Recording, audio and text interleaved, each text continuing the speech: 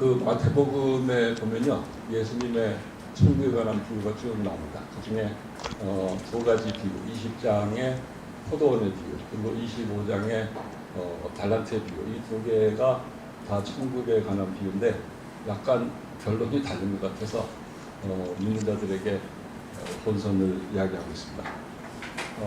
하나는 먼저 된 자가 나중 되고, 먼저 온 사람이 나중 사람이나 다 같이 은혜 안에 드는 은혜의 비유라고 얘기한다고 하면, 달란트의 비유는 이제 잘못한 종은 처벌받는 그런 심판의 비유. 그러니까 이게 혼란을 줍니다. 이게 이제 오늘의 질문이에요. 왜 연초부터 근심하는 얘기를 하냐 하겠지만, 이게 이제 근심이 됩니다. 달란트 비유를 한번 다시 보면요, 다 아시는 얘기니까 길게 얘기 안 할 텐데, 주인이 어딜 떠나면서 종에게 금 달란트를 한 달란트, 두 달란트, 다섯 달란트 주잖아요. 돌아가서 계수를 하니까 두 달란트 받은 자, 다섯 달란트 받은 자는 배를 넘겨서 이익을 가지고 주인에게 돌려주니까 주인이 착하고 충성한 자가 내가 작은 일에 충성했으니 내가 주인의 즐거움에 동참하리다. 이래서 이 즐거움이 영어로는 해피, 행복에 동참한다 이런 얘기입니다. 악한 종은 이제 그 반대가 됐죠. 악하고 게으른 종아, 네가 밖에 쫓겨가서 슬피 울며 이를 갈리는 것이다. 이렇게 됐어요. 근데 여기서 이제 보면 누가 한 달란트 받았을까, 누가 다섯 달란트 받았을까, 이거는 이 비유의 초점이 아닌 것 같고, 뭘 맡았든 간에 그것을 얼마나 충실히 잘 수행하느냐, 이게 이제 이 비유의 핵심입니다. 이렇게 생각할 수 있습니다. 착하고 충성된 게 뭔가? 보통 우리가 생각하면 착한 게 충성이다 뭐 이렇게 생각하겠지만, 그걸 나눠서 생각하면 이 착한 거는 그냥 도덕적으로 착하다 이게 아니고, 하나님의 뜻을 잘 안다, 하나님을 잘 안다, 그래서 그분의 뜻에 맞추려고 하는 생각을 내가 가지고 있다, 안다, 이런 얘기야. 안다, 충성한다, 이거는 열심히 한다 이런 얘기도 있겠지만, 그거보다는 주인의 뜻에 맞춰서, 내가 아는 주인의 뜻에 맞춰서 일을 충실하게 한다, 신뢰받는다. 그래서 내가 일하는 것으로 인해서 주인과의 신뢰관계가 깨지지 않는다, 이런 얘기예요. 그러니까 하나님을 주인을 잘 알고 그 주인의 뜻에 맞게 행동하는 게 좋은 거예요. 그러니까 세상의 기준 뭐 이런 게 아니고, 그 주인의 뜻을 얼마나 잘 실천하느냐, 이게 이제 착하고 충성된 종의 이야기입니다. 이 얘기는 결국 이제 우리 신자들에게 하는 얘기죠. 이게 은혜는 일반인을 상대로 한 거고, 종은 이미 그 구원의 그 속에 들어온 사람들, 신자를 대상으로 한 거니까 우리 신자들이 어떻게 됐느냐, 이제 이런 얘기라고 생각이 됩니다. 우리는 어떻습니까? 저를 포함해서. 신자들은 대충 이제 세 가지 유형이 있는 것 같아요. 한 사람은 내가 다섯 달란트 받은 사람 같은 사람이다. 나는 착하고 충성된 종이고 신실한 사람이다. 그래서 이제 이런 사람들은 기쁨과 감사의 생각을 하게 되겠죠. 어떤 사람들은 한 달란트 받은 사람, 나는 악하고 게을러, 나는 심판받을 것 같아, 가망이 없어, 이런 사람들이 책망을 두려워하고 이제 공포 속에, 좌절 속에 살 수 있겠습니다. 근데 대다수 사람들은 저는 그렇습니다. 나는 다섯 달란트 받은 사람 같지는 않아. 그렇게 착하고 충성되지 않아. 그렇다고 해서 내가 한 달란트 받은 사람처럼 악하고 게으르지도 않아. 나는 한 1.5쯤 되는 거야. 이렇게 생각을 하는 거예요. 아마 비슷할 거예요. 그게 착하지도 악하지도 충성하지도 게으르지도 않아. 그러니까 경계 속에 살아요. 경계인이라고 얘기해서 경계인에 있는 기독인. 그래서 구원의 은혜를 믿지만 행위에 대한 심판, 그것도 걱정하는 그런 딜레마에 빠져 있습니다. 절망은 안 하지만 근심하면서 사는 기독인이, 근심하면서 사는. 이 근심의 크기는 그 주인의 결산이, 그 심판이 구원의 취소라는 그 치명적인 거냐, 아니면은 그냥 책망이냐, 잘못한 걸 책망하는 거냐에 따라서 그 근심의 크기가 달라지긴 하겠죠. 근데 이제 여기 대해서는 학설이 갈리니까 잘 모르겠어요, 뭐가 맞는지. 근데 이제 본문에만 의하면은 그 악하고 게으른 종에게 밖에 쫓겨나서 슬피 울며 이를 간다 이랬지만 딴 집으로 보낸다든가 죽인다든가 그런 게 아니니까 아마 한 가닥 줄을 잡으면 그냥 책망이 심한가 보다 이렇게 생각할 수는 있겠어요. 근데 그렇더라도 주인의 신뢰를 잃고 주인과의 관계가 이상이 생기니까 그 자체로 충분히 징벌적이고 그래서 근심하게 되는 두려움의 대상이 되는 게 맞습니다. 그러니까 이 포도원의 달란트의 비를 어떻게 생각하는지 상관없이 근심되기는 마찬가지다. 한번 생각을 해봅니다. 왜 많은 신자들이 대개 신자들이 근심하는가 한번 생각해 봅시다. 전혀 근심 안 하냐 그러면 제가 이제 집에 가야 됩니다. 근데 저는 이제 근심하는 분들이 꽤 많을 것 같아서 제가 그러니까 이유가 뭐냐 몇 가지 생각해보면 첫째 죄의식 때문에 그렇죠. 제가 행위를 과거, 현재, 미래를 돌아볼 때 자신이 없어요. 제가 행위에 허물이 있는데 이게 그냥 지나갈까? 라는 걱정이 있는 거예요. 죄의식. 근데 이 죄의식이 강한 부분은 확실한 증거예요. 여러분들 기도할 때마다 꼭 사죄를 합니다. 죄를 고백을 해요. 공중기도할 때도 죄 고백을 해요. 그 죄 고백하는 게 굉장히 창피한 일이잖아요. 근데 스스럼없이 해요. 왜? 다 그럴 것 같으니까. 죄의식은 보편적인 거다 이렇게 생각할 수 있어요.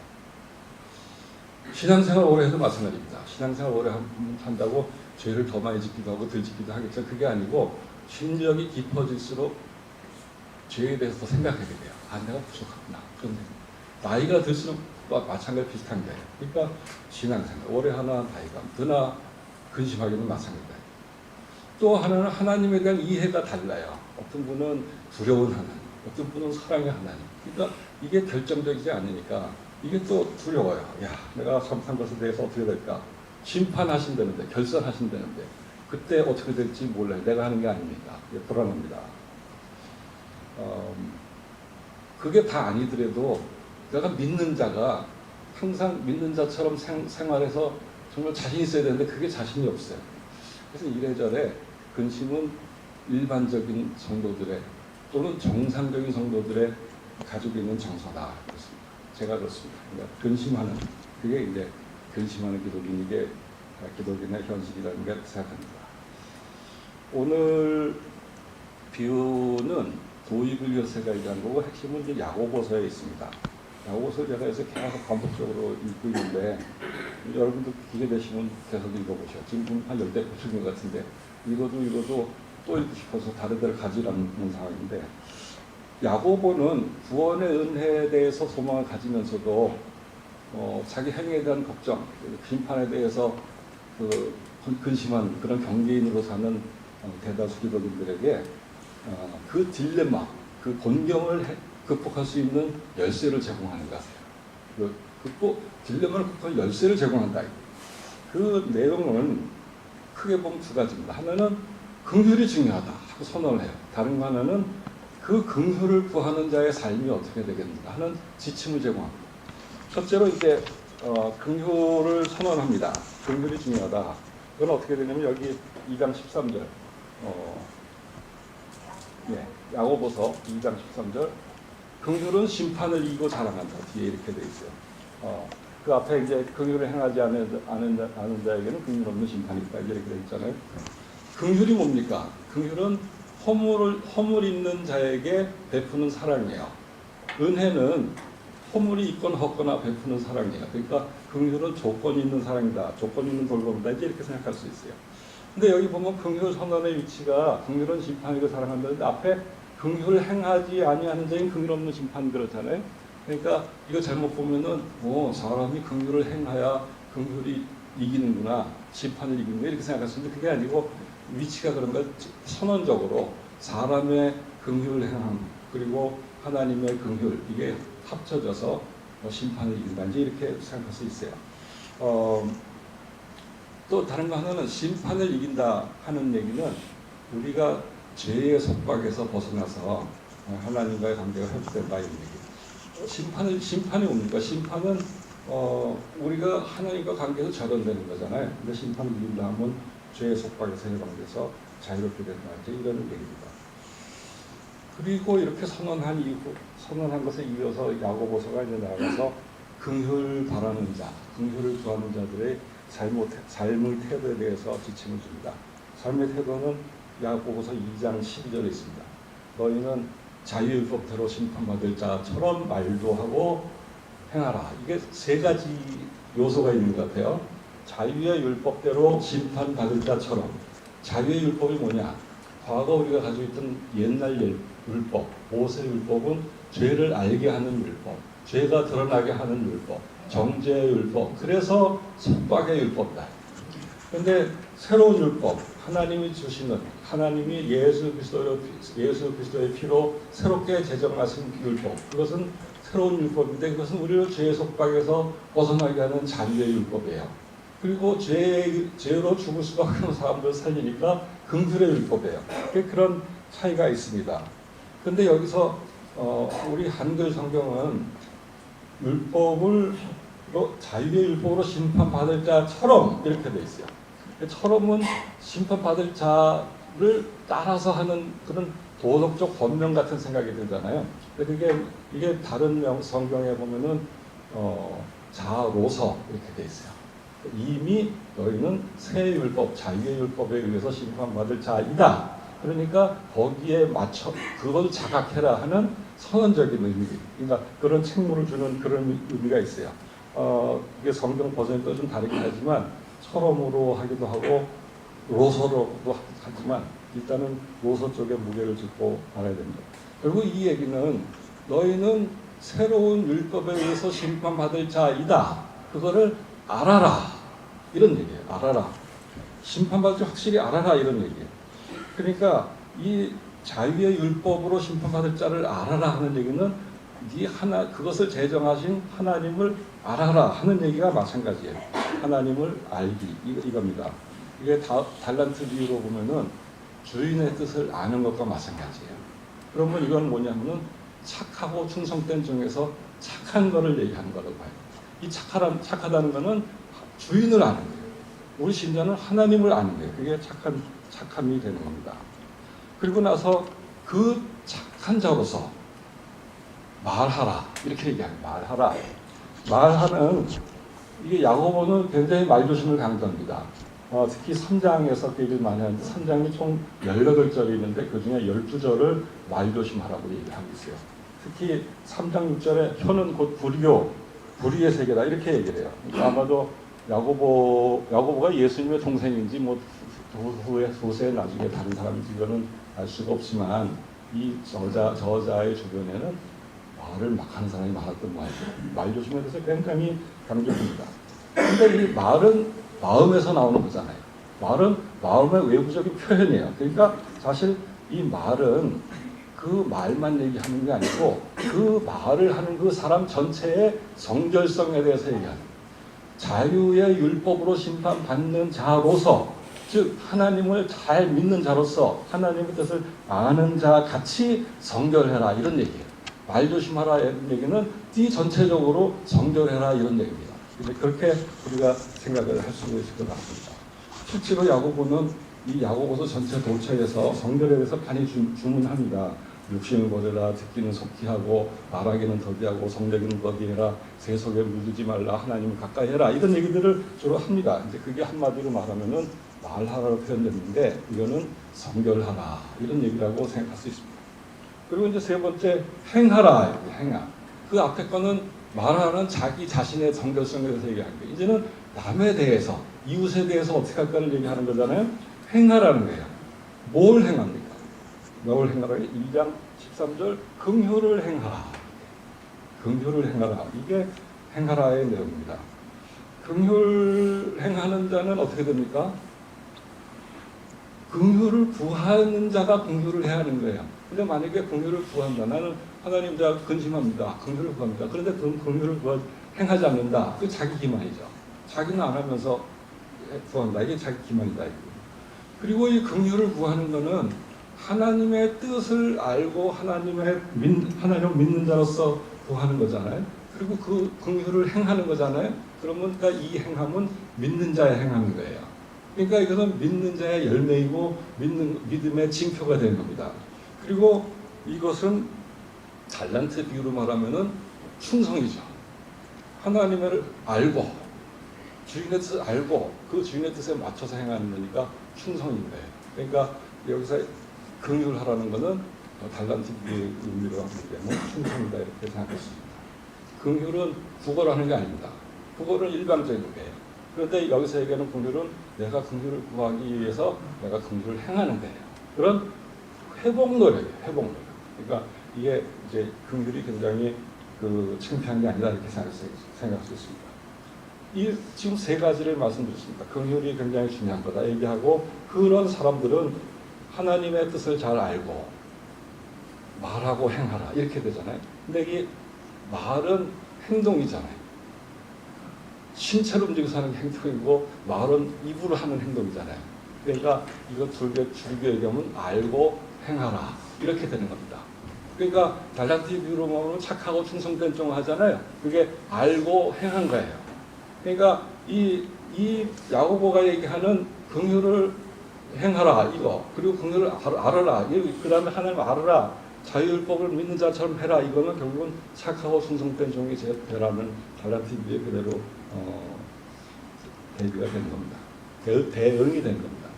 이게 다른 말로 하면은 마태복음 22장에 나오는 첫째 되는 둘째 계명은 하나님 사랑이 일사람이잖아요. 그게 대응되는 거죠. 하나님 사랑이 일사람, 하나님을 알고 선행을 해라. 우리 교회 올해 목표 선행, 거룩한 생명 그거죠. 원덕교회 비전 건강한 교회 하나님을 알고 일하라, 긍휼을 베풀어라 이거잖아요. 건강한 교회 일하는 거 이제 그게 그런 겁니다. 그러니까 이걸 보면은 성경이 하나님의 영감으로 쓰인 게 확실하구나. 표현은 달라도 내용은 결국 거였구나. 하나님을 잘 알고 행하라는구나. 이걸 이렇게 알 수가 있습니다. 지금 이제 얘기를 약간 복잡하게 한 것 같지만 야고보의 이야기는 간단합니다. 실제로는 긍휼을 구하는 사람은 근심했어. 긍휼을 구해. 긍휼을 구하는 사람은 경건하라. 이거예요. 경건하라. 이게 야고보의 결론 같은 거예요. 야고보는 긍휼에 대해서 언급하기 전에 1장 27절, 26절에도 이제 말려주라는 얘기는 같이 있는데 27절에 하나님 앞에서 있는 경건은 하나님을 알고 있는 사람이 생각하는 경건, 그 경건은 고아와 과부를 환난 중에 돌아보고 또 자기를 지켜 세속에 물들지 않게 한다. 그러니까 긍휼을 베풀고 자기를 성결하게 하는 거죠. 착하고 충성된 거죠. 그게 긍휼을 구하는 자의 삶의 태도 지금까지 얘기한 거잖아요.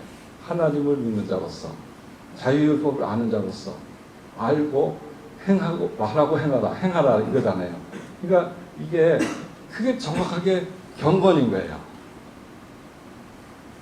믿는 자여 경건해라 이거예요. 근데 이제 이게 달란트 이거로 착하고 충성된 종인데 이게 기가 막히게 만든 게 한자어로도 경건 딱 맞아요. 경이 뭐냐면은 존경하는 거예요. 자기 존경할 만한 사람을 잘 알고 잘 모시는 거예요. 건이 뭡니까? 충성하는 거예요. 신뢰를 쌓는 거예요. 경건 그게 착하고 충성된 거예요. 그러니까 이 야고보의 이야기는 결국은 경건을 얘기하는 것 아닙니까? 우리가 좀 줄여 얘기하면 야고보가 우리에게 주는 근심하는 자에게 주는 긍휼의 열쇠 이거는 결국 경건으로 귀결된다. 야고보는 이렇게 말할 것 같아요. 근심하는 자여 긍휼을 구하라. 긍휼을 구하는 자여 경건할지어다. 아마 이게 야고보 선생님이 말씀하는 이것이다 이렇게 생각합니다. 이제 말씀을 정리하겠습니다.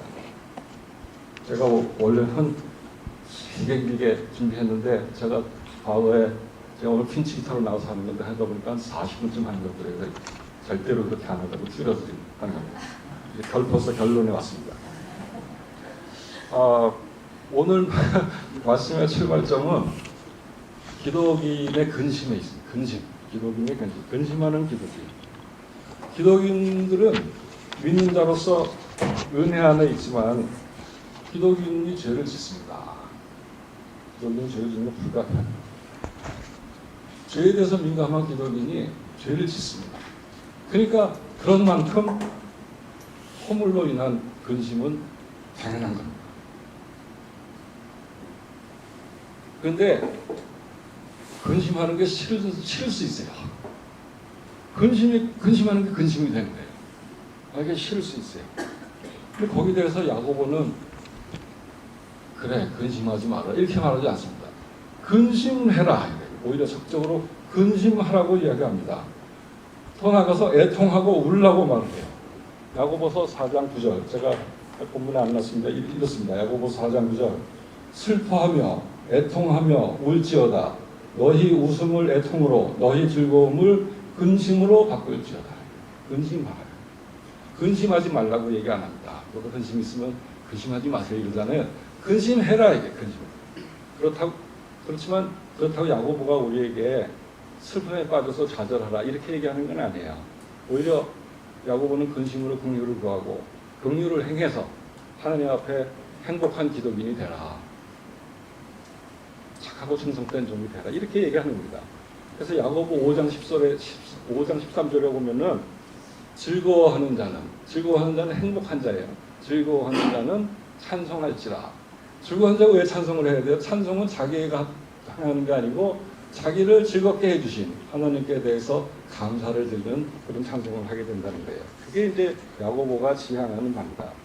그래서 그걸 돕기 위해서 야고보는 우리에게 긍휼로 가는 통로로 그런 통로로서 경건생활, 긍휼 구하기 이런 걸 안내하고 있는 겁니다. 전혀 근심하지 않는 사람이 있을 수 있어요. 전혀 근심하지 않는 사람이 있을 수 있어요. 그런 사람은 성자예요, 성자. 또는 양심에 화인 맞은 자예요. 그렇지 않고서야 어떻게 전혀 근심을 안 할 수 있을까? 믿는다면서 이런 생각을 우리가 할 수 있어요. 또 하나 약간 근심이 나쁜 거냐? 근심은 유익한 건 아니에요. 그걸 우리가 생각해요. 근심에 유익한 면이 있다. 믿는 자의 근심을 해소하는 열쇠로서 근심을 얘기하니까 혹시 근심이 나쁜 거라고 얘기할 수도 있겠지만 근심의 원인은 혹시 나쁠 수 있어요.